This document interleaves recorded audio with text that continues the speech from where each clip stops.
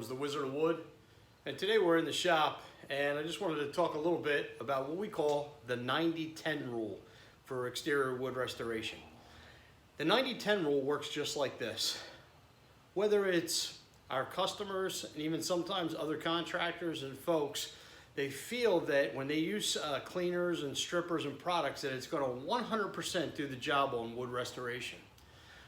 In exterior wood restoration, we always know that the success of the end result is going to be in the prep.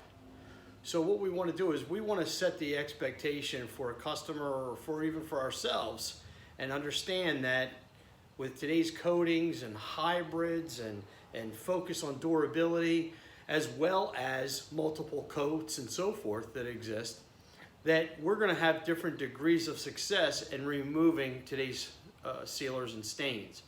With that in mind, if we set our goals and set the customer's expectations at a 90-10 rule, then what happens, they don't assume, or no one will assume that there's a magic pill out there of some sort that we're going to take and boom and everything's all good again. It's not. We expect that when we go back, there's at least 10% we're going to have to address. We may have to sand around knots. We may have to sand a little bit, feather it in where the mat was, maybe where the umbrella stand was, where some furniture or some benches are, that kind of thing. We always probably are going to sand the top of the handrails, maybe where the benches are, so where the hands and the butts are going to be. We don't want it splintering. So we're going to do a little bit of sanding and so forth.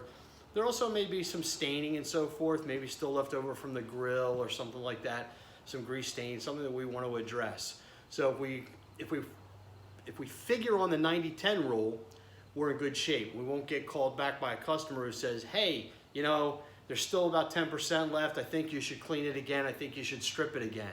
Set the expectation from the beginning. We actually put that in our proposals. We discussed that as part of our meeting with a customer and so forth. We talk about our 90-10 rule. So anyway, implement a 90-10 rule in your exterior wood restoration business, and you'll probably find out you a little bit more successful. You get away from some of those uncomfortable conversations and so forth. You end up when a customer just assumes, or when anybody assumes that stripping and sealing in the initial part is just going to 100% make everything perfect again.